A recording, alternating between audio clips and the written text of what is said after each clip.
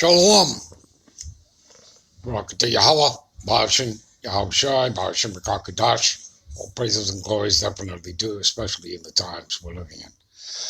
Much respects to the apostles and others of Great Millstone and to all the brothers out there doing the work.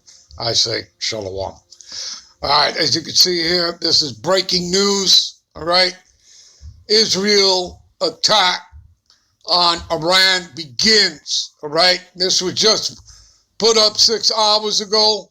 All right. So this could be it, people, the start of World War III. All right.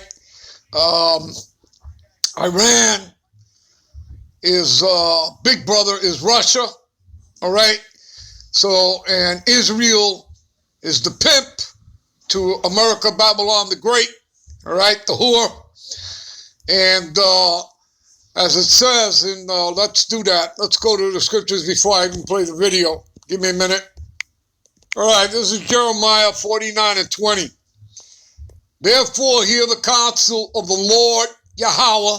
We say that because we see the word Lord in all caps in the Hebrew Bible, in the Hebrew text. You wouldn't find the word Lord there. You find his Hebrew name, Yahweh.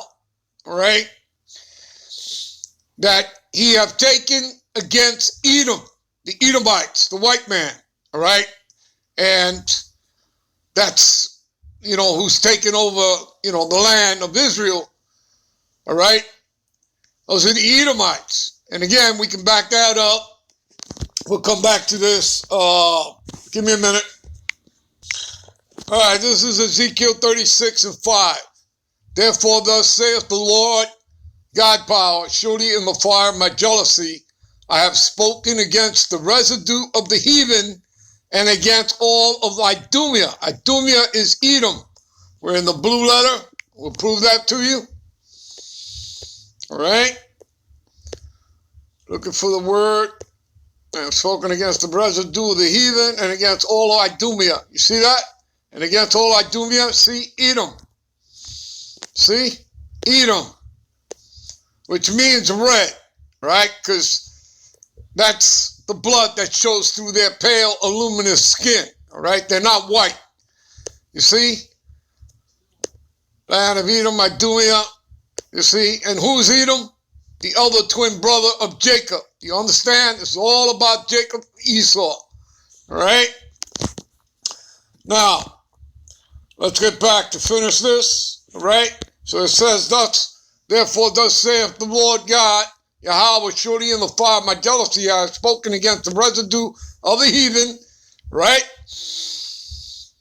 And that means all heathen, and against all of Idumea, all the Edomites, all right? Which have appointed my land, you see, into their possession. I'm talking about the Amalekites. Remember, the Balfour Declaration, 1917. Lord Balfour writing to Rothschilds. Okay? Do you understand, people? So that's a corporate state created by man.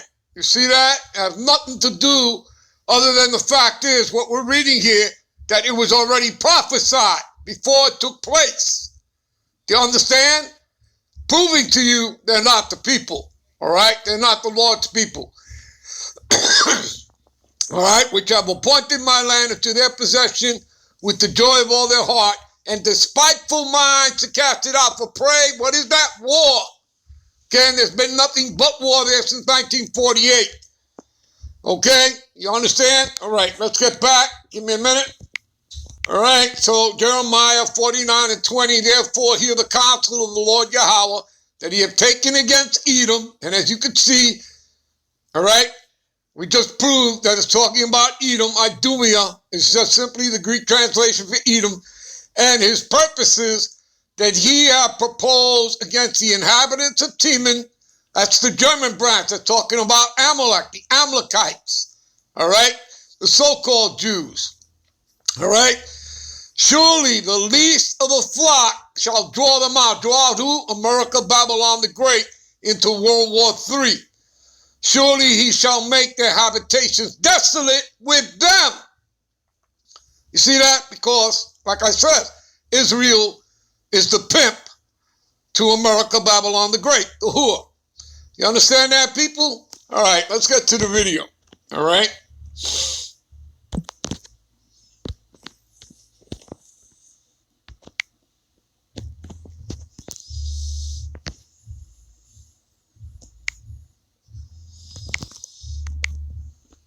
Along with Iran's illegally escalating nuclear activities, cyber attacks, and terrorist acts that have plunged the Middle East into chaos, Iran may have crossed the red line with its recent successful attack on an Israeli tanker on Thursday night.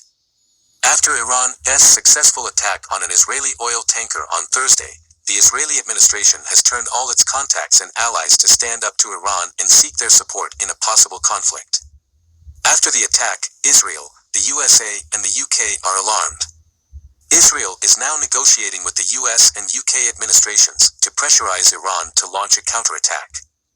Also, Israel's foreign minister said he has ordered the nation's diplomats to push for UN action against Iran over a deadly attack on a ship managed by an Israeli billionaire. On Friday, Foreign Minister Yair Lapid said he has ordered the nation's diplomats to push for United Nations action against Iranian terrorism. I've instructed the embassies in Washington, London, and the UN to work with their interlocutors in government and the relevant delegations in the UN headquarters in New York, Lapid tweeted. When he served as defense minister under Benjamin Netanyahu, and when he was in the opposition, Bennett took a combative approach to Iran, preaching harsh measures to damage Iranian interests every time Tehran was indirectly linked to an attack on Israel.